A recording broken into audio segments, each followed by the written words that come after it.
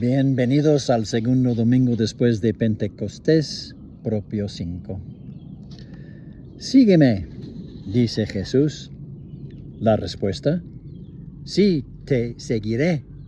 O, vaya, simplemente no puedo ahora mismo. En el nombre del Dios que desea misericordia, no sacrificios. Amén. 3 historias. 3 posibles sermones en el Evangelio de hoy. Número 1, el llamado de Dios.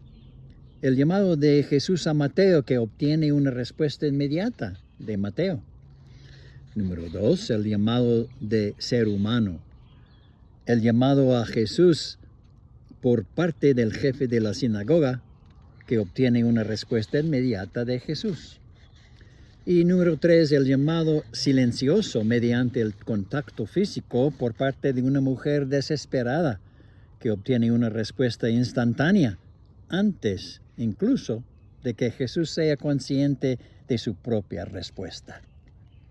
Un llamado único y una respuesta única. Pues en lugar de predicar 3 sermones, seré misericordioso, ya que eso es lo que piden tanto la primera lectura como el Evangelio. Misericordia quiero y no sacrificios, dice Dios a través de Oseas. Y Jesús añade, vayan y aprendan lo que significa misericordia quiero y no sacrificios. Así que fijémonos únicamente en el llamado de Dios a Mateo como paradigma del llamado que recibimos tú y yo. Pero incluimos también el cuarto llamado de nuestra liturgia de hoy, el llamado a ir y aprender el significado de misericordia quiero y no sacrificios. A lo largo de las Escrituras encontramos 2 tipos de relatos sobre el llamado de Dios. Uno es la respuesta inmediata y obediente sin objeciones, como ocurrió con el llamado de Mateo. El segundo tipo, como el llamado de Moisés, es cuando la persona no responde de inmediato, sino que entabla un diálogo con Dios para aclarar los términos. En estos casos, primero se evalúa el costo, el precio, sopesar tanto los beneficios como las cargas. Hay quienes nunca llegan a decir que sí al llamado y a la exigencia que Dios plantea sobre sus vidas, pues ya desde un primer momento consideran que el costo de dicho llamado es excesivo. El joven rico es un claro ejemplo de esto. Rechazó la invitación a seguir a Jesús porque tenía muchas posesiones.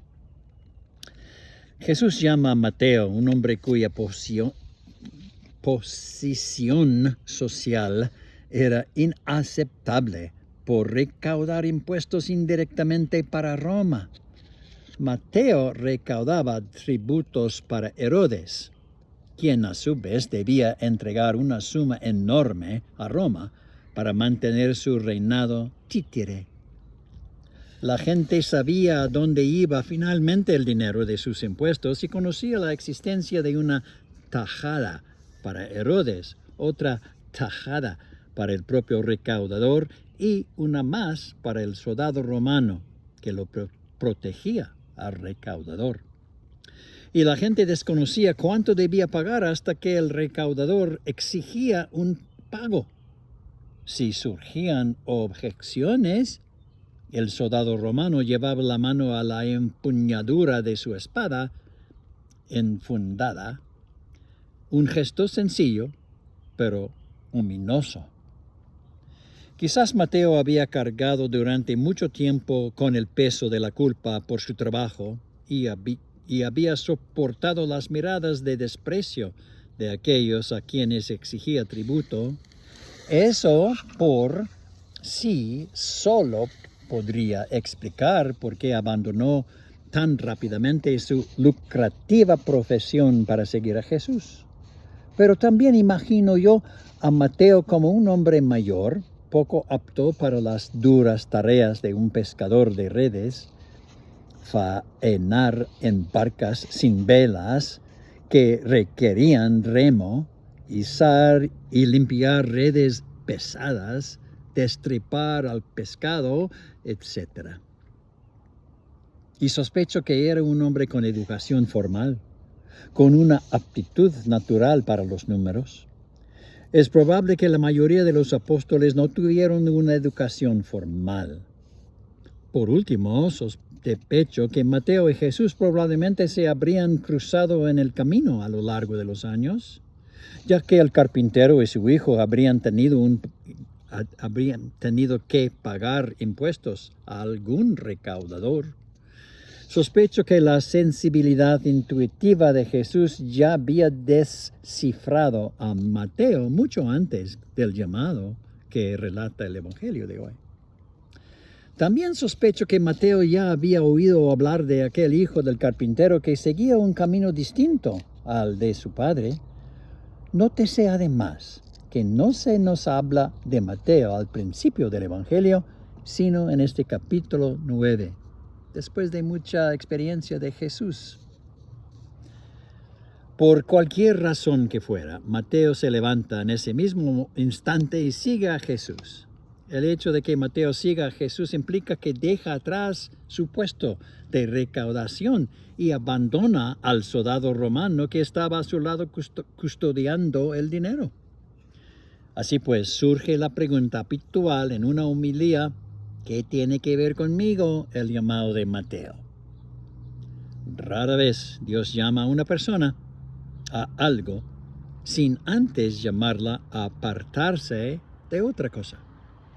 Hay quienes nunca llegan a responder, incapaces de desprenderse de compromisos en los que estaban involucrados.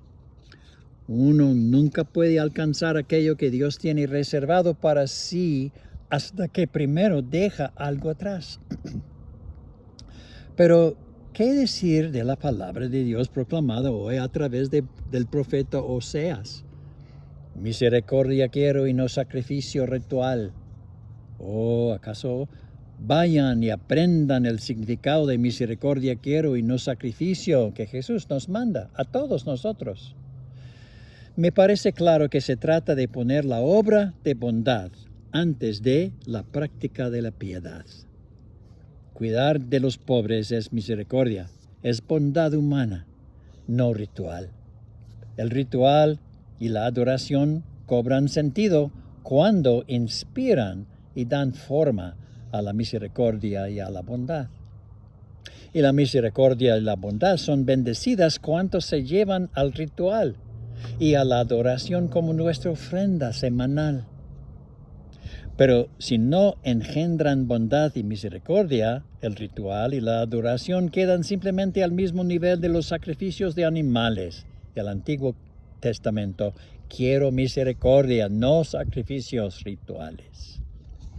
El llamado de Dios es un llamado de gran alcance que Jesús te extiende a ti. Sígueme, dice Jesús a los pescadores, y los haré pescadores de hombres, mujeres y niños. Sígueme, dice Jesús a Mateo, y usaré tu educación formal para registrar y proclamar la buena nueva, el Santo Evangelio según San Mateo. ¿Cuál es la respuesta? Sí, lo haré. O bien, vaya, es que ahora mismo no puedo. En el nombre de Dios, del Dios que desea misericordia y no sacrificio. Amén.